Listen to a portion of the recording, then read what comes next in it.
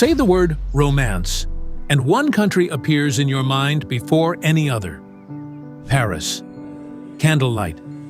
A kiss on a bridge over the Seine. France didn't just become the country of love by accident. It was, quite literally, invented there. Not by lovers, but by poets working for a queen. And the version the world buys today was manufactured and sold like perfume.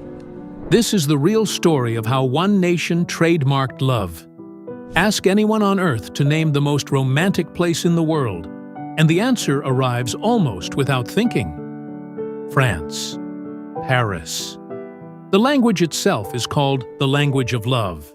It's on every honeymoon list, every movie, every postcard. But here is what almost nobody knows. For most of human history, romantic love, the kind we consider the highest form of connection, was not celebrated. It was feared. Marriages were contracts. Passion was dangerous.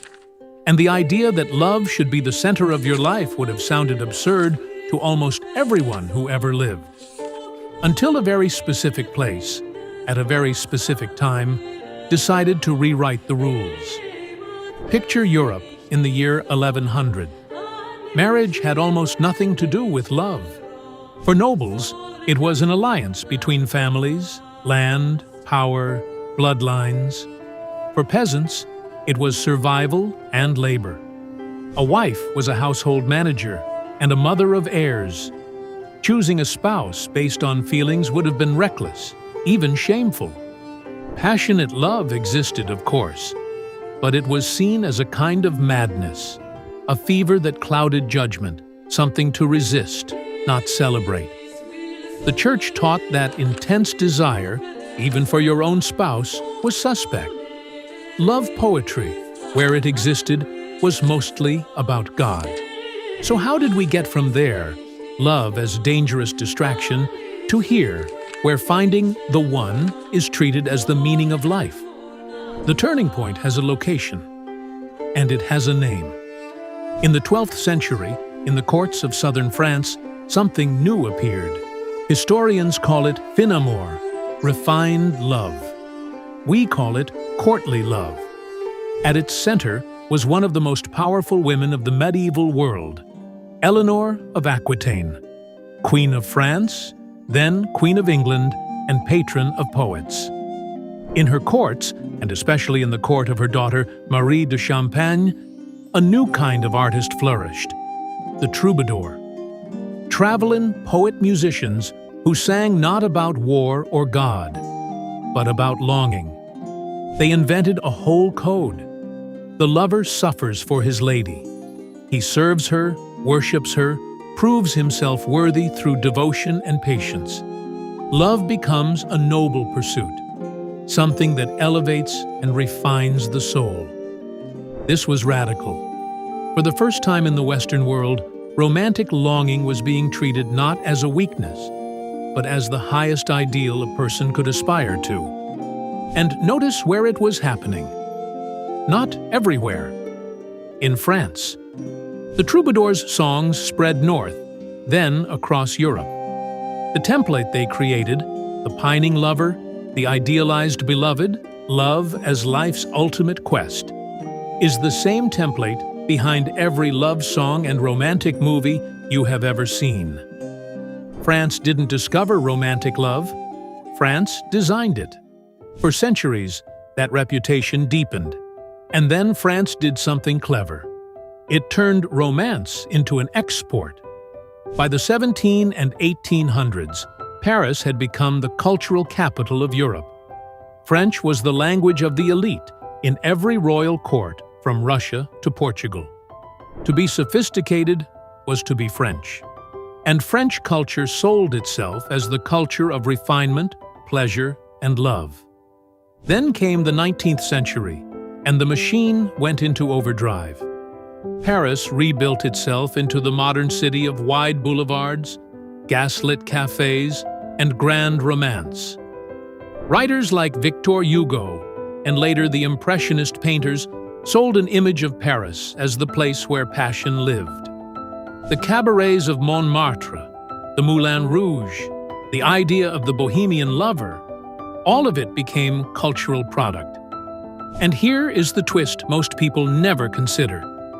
When tourism became a mass industry, France had something no competitor could copy: a centuries-old reputation as the homeland of love.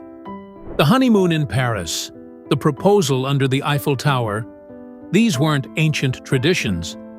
They were largely 20th century inventions, marketed to a world that had already been taught for 800 years that France and love were the same thing. The Eiffel Tower itself was built in 1889 as a temporary engineering showpiece.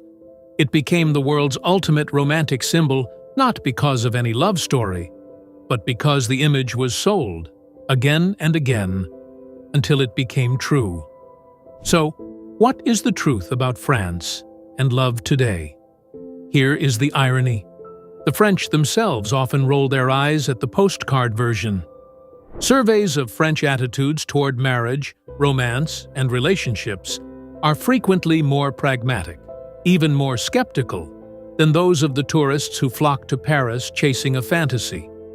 France has one of the higher rates of couples choosing not to marry at all. The famously romantic French invented the civil union as a mainstream alternative to marriage. The cliché of French passion coexists with a very unsentimental, realistic view of love in everyday French life. In other words, the country that sold the world its most romantic dream is, in daily reality, one of the more clear-eyed nations about what love actually is. The romance was always partly a performance. A brilliant, beautiful 800-year performance. But a performance nonetheless. So the next time you see it, the kiss on the bridge, the candlelight, the words "Je t'aime," you will know what you are really looking at. Not a natural fact about a people, but the most successful cultural export in history. An idea invented by troubadours in medieval courts, refined by queens, polished by poets and painters, and finally sold to the entire world as a destination. France taught humanity to see love as the highest goal a life could have. Whether that was a gift or a beautiful illusion is something each of us has to decide. But every time someone, anywhere, says they are searching for the one, they are speaking a language that was written 8 centuries ago in France. If stories like this fascinate you, the hidden origins behind the world's most famous traditions, subscribe. There are many more to uncover. And tell me in the comments, which country's story should we decode next?